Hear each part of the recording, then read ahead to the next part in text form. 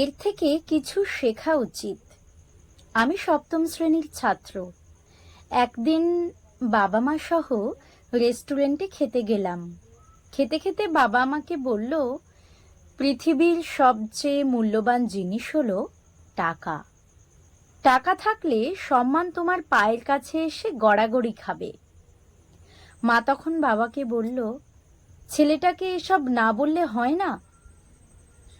বাবা জোরালো গলায় বলল, না, হয় না। ওর বাস্তব জ্ঞান থাকা দরকার। আজ হোক কাল হোক তাকে এসব জানতেই হবে। টাকার মূল্য বুঝলে পড়াশোনা এমনিতেই করবে। কথা বলতে বলতে বাবা টিস্যু দিয়ে মুখ মুছে টিস্যুটা নিচে ফেলে দিল। এভাবে কয়েকটা টিস্যু ফেলল। টিস্যুগুলোর দিকে তাকিয়ে মা বাবাকে বলল, টেবিলের পাশে ঝুড়ি রাখা আছে। ঝুড়ির গায়ে লেখা আছে, ময়লা ঝুড়িতে ফেলুন। তবু তুমি টিস্যুগুলো নিচে কেন ফেললে? রেস্টুরেন্টের লোকেরা কি ভাববে? বাবা দেমাকের সাথে বলল, কিচ্ছু ভাববে না। চারিদিকে তাকিয়ে দেখো, আরো অনেকে টিস্যু নিচে ফেলেছে। এগুলো বয়রা পরিষ্কার করে, আর বয়দের বকশিস দিলে ওরা এসব ভুলে গিয়ে খুশি হয়ে স্যার বলে সালাম দেয়। এটা হলো টাকার শক্তি। মা কিছু না বলে চেয়ার থেকে উঠে বাবার ফেলে দেওয়া টিস্যুগুলো হাত দিয়ে তুলে ঝুড়িতে রেখে চেয়ারে এসে বসল।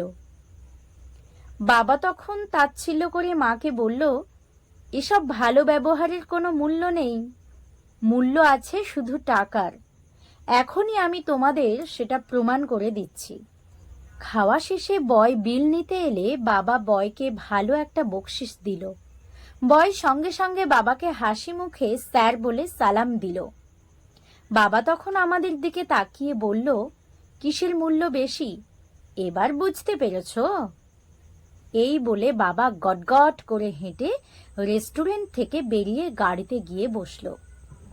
আমি আর মা যখন রেস্টুরেন্ট থেকে বেরুবো, তখন ওই বয়টি, যাকে বাবা টাকা দিয়েছিল, ছুটে এসে মাকে বলল, ম্যাডাম, আপনাকে দুটো কথা বলতে চাই, যদি কিছু মনে না করেন।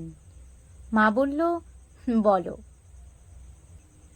ম্যাডাম, প্রতিটা টেবিলের পাশে ঝুড়ি থাকার পরও অনেক মানুষ ময়লাগুলো ঝুড়িতে না ফেলে নিচে ফেলে দেয়। পরে আমাদের সেগুলো পরিষ্কার করতে হয়, যা বেশ কষ্টকর এবং অপমানজনক। আর আপনি নিজ হাতে স্যারের ফেলে দেওয়া টিস্যুগুলো তুলে ঝুড়িতে রেখে দিয়ে আমাদের কষ্টটা কমিয়ে দিলেন এবং আমাদের সম্মান দিলেন। এরপর স্যারকে যে সালাম দিয়েছিলাম, সেটা মন থেকে দিইনি, বরঞ্চ সালামের সাথে চাপা রাগ ছিল। কিন্তু আপনাকে এখন যে সালাম দেব, সেটা দেব একেবারে মনের গভীর থেকে।